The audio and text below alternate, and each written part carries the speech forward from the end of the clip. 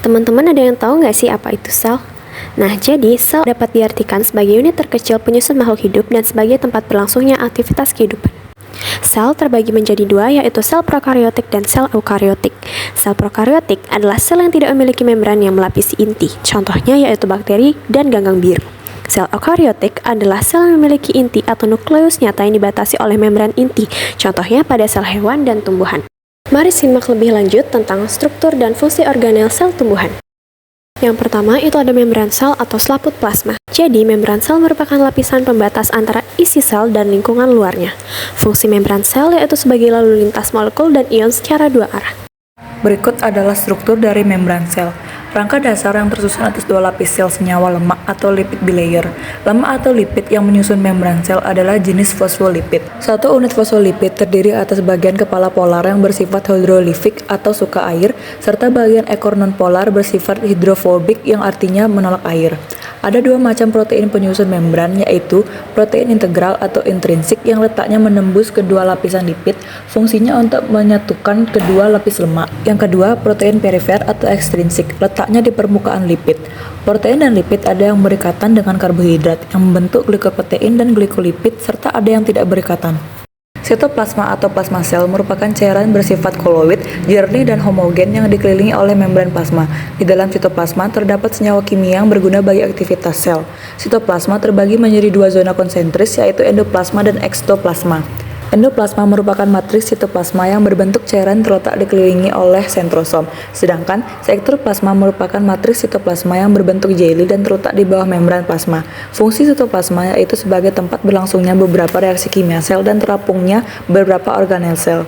Nukleus berperan dalam pengendalian semua proses atau aktivitas yang terjadi dalam sel. Nukleus terdiri dari beberapa bagian, yaitu yang pertama, membran inti atau karioteka berfungsi mengatur keseimbangan antara nukleoplasma dan sitoplasma serta regulasi protein.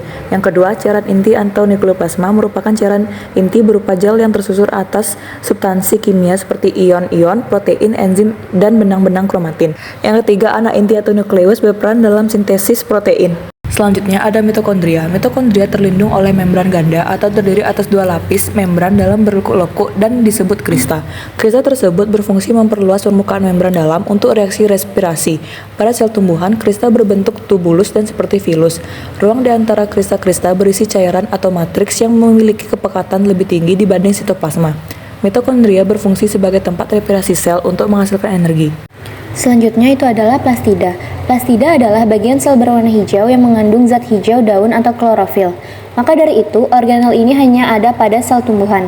Umumnya, plastida dapat membelah, tumbuh, dan dinamis, sehingga berdiferensiasi menjadi berbagai bentuk. Fungsi plastida yaitu untuk melakukan fotosintesis agar dapat menghasilkan karbohidrat. Berdasarkan pigmen yang dikandungnya, ada beberapa macam plastida, yaitu kloroplas, mengandung pigmen klorofil sehingga berwarna hijau. Yang kedua itu adalah kromoplas, mengandung pigmen karotenoid sehingga berwarna jingga atau kuning keemasan. Yang terakhir itu adalah leukoplas, yang tidak mengandung pigmen sehingga tidak memiliki warna. Leukoplas dapat berisi butir amilum, lemak atau protein.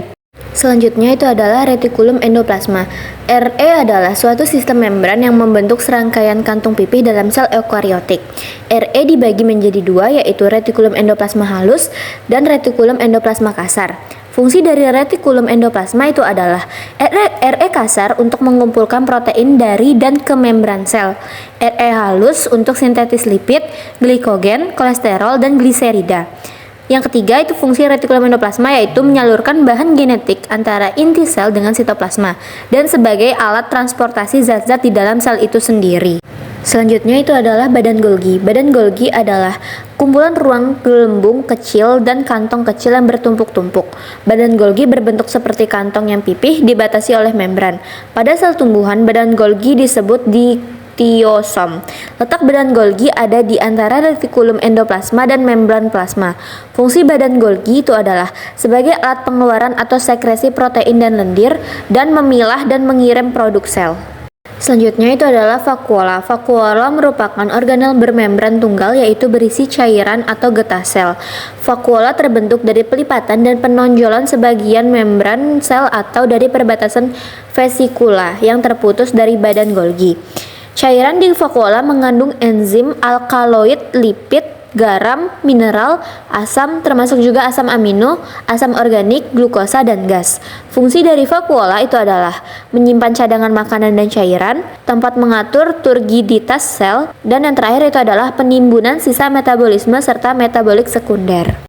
Selanjutnya adalah ribosom. Ribosom adalah organel terkecil di tumbuhan yang berbentuk butiran-butiran bulat dan melekat sepanjang retikulum endoplasma. Adapun ciri-ciri ribosom yaitu mampu menghasilkan protein, memiliki bentuk seperti butiran kecil, terdapat di retikulum endoplasma kasar dan tersebar di sitoplasma. Adapun fungsi ribosom yaitu sebagai salah satu tempat untuk melakukan sintesis protein atau pembentukan protein. Selanjutnya, peroksisom. Peroksisom mengandung enzim katalase yang berfungsi menguraikan hidrogen peroksida menjadi oksigen dan air. Peroksisom dapat dijumpai di hampir seluruh sel yang bersifat eukariotik. Struktur peroksisom dibungkus oleh membran tunggal yang berasal dari lipid berlapis ganda. Peroksisom juga mengandung banyak enzim dan berjumlah sekitar 50 enzim. Fungsi dari peroksisom yaitu untuk menguraikan peroksida atau metabolisme yang bersifat racun dan mengubah lemak menjadi karbohidrat. Selanjutnya ada ciri khas sel tumbuhan. Dinding sel adalah bagian atau struktur terluar sel dan bukan merupakan organel. Dinding sel memiliki fungsi melindungi dan menyokong atau memberi bentuk sel. Tumbuhan menyimpan air di dalam vakuola-vakuolanya. Saat berisi air, vakuola tumbuhan menjadi bulat penuh. Hal itulah yang memberikan kekuatan pada tumbuhan.